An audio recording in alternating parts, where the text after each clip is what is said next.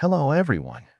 In this ninth tutorial of the series on fire and smoke with a fluid simulator in Blender 4.5, we'll see how to use force fields, such as turbulence and curve guide, to influence the behavior and trajectory of the elements in the simulation. As mentioned in the introductory video of this series, the PDF version of this and other episodes is available for free download at the link you'll find in the description. The starting scene I'm using for this tutorial is very simple, consisting only of the domain and a sphere emitting both fire and smoke in inflow mode. By adding an empty to the scene, we can assign it a force field to disturb or guide the simulation elements. Force fields are found in the physics panel, just like fluid simulations for mesh objects. I chose arrows as the type of empty, since some force fields act in specific directions, and this empty type makes them easier to visualize right away. I then add a force field, which by default is of type force. For each force field, a tooltip informs us of its action and the directions in which it operates. Force, by default, has the point shape and acts radially from its center. However, when playing the simulation, we don't notice any effect, even though the inflow object seems to be within the force field's range. In these cases, one procedure that seems to work is the following. After saving the project file, specify a cache folder. Then switch the domain's baking mode to all and let Blender calculate the simulation for at least a few frames. Once this process is done, press play to see if the simulation has been computed correctly. If it has, clear the domain cache and set the baking mode back to replay. Adjust both the project's animation length and the simulation frame range in the domain, then click play in the timeline. If the simulation now runs correctly, from this point on you can test the different effects in replay mode. To control the intensity of the effects, force fields provide a strength field, which applies to the selected force field and can be animated. As a side note, you can change the value of a field for multiple selected objects at once if you hold down the Alt key before clicking on the field to edit it. Strength therefore allows us to adjust, even with animations, the intensity of individual force fields. But as we learned in the tutorials on the domain, it's also possible to control the influence of all force fields in the scene or all force fields of a certain type. These settings are found in the field weight section of the domain, and as in many cases, they can also have keyframes, meaning the effect of one or all force fields can be animated over time. The strength field of force, as well as many other force fields, can also take negative values. In the case of force, this results in fire being attracted toward the force field. On screen, I'm showing an example created by animating the empty's movement in the scene and setting force to a negative value. As you can imagine, this is an interesting way to direct fire and smoke. Covering all the parameters of every force field available would require a separate mini-series, so I won't be doing that here. However, there's one section worth examining, fall-off, which allows us to set a range for the influence of a force field.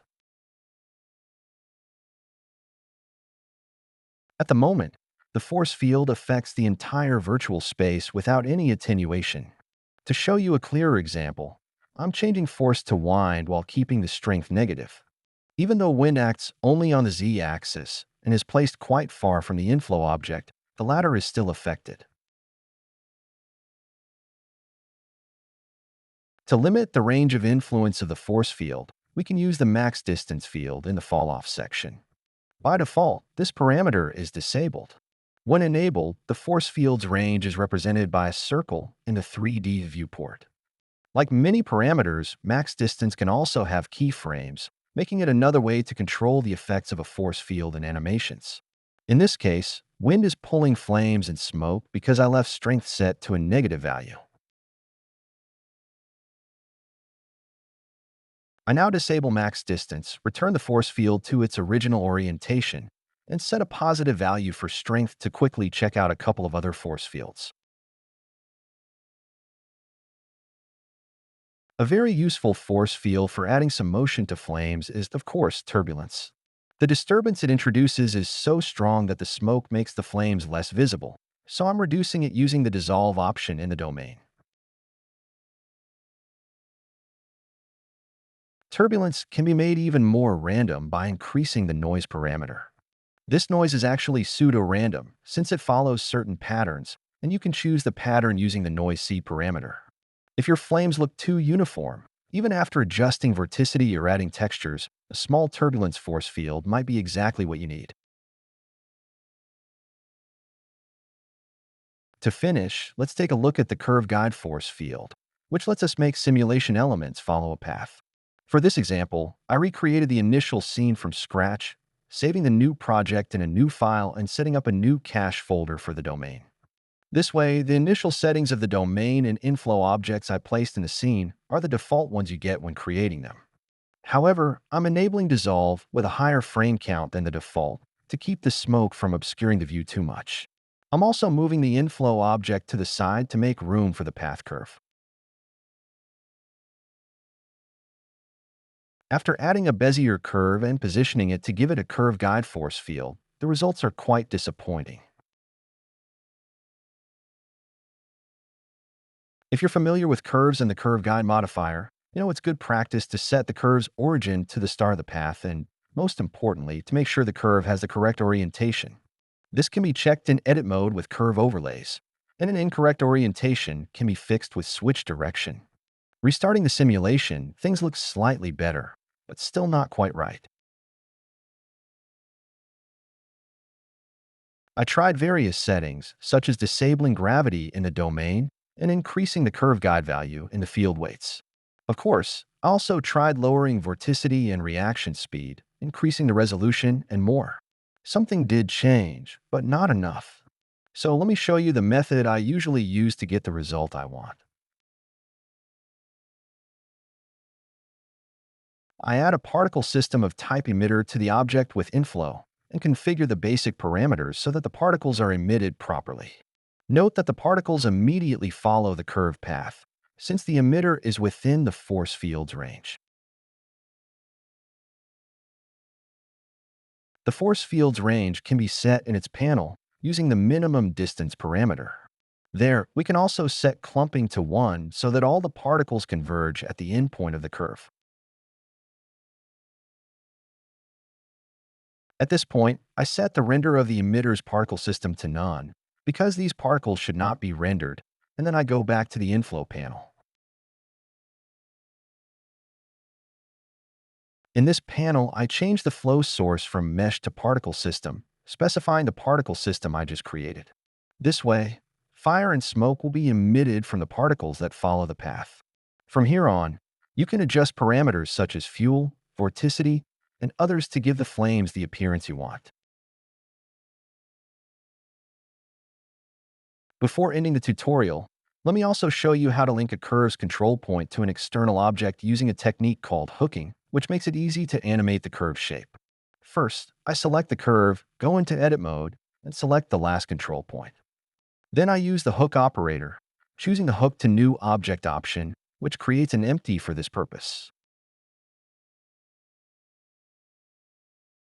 In object mode, you can move this empty and animate its movements, deforming the curve and the flames accordingly. Of course, you can use the same technique to add more empties for other curve control points, creating more complex animations.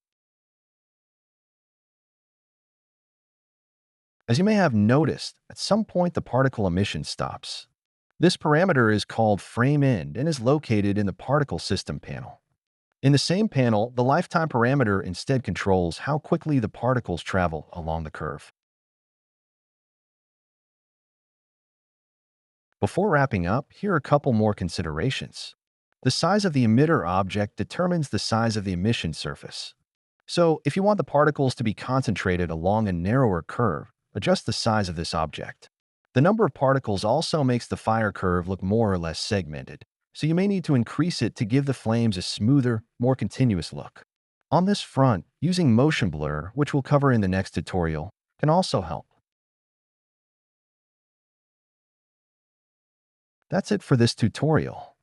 If you enjoy my content, the best way to thank me is to subscribe to the channel and leave a like on the video. Thanks, and see you soon.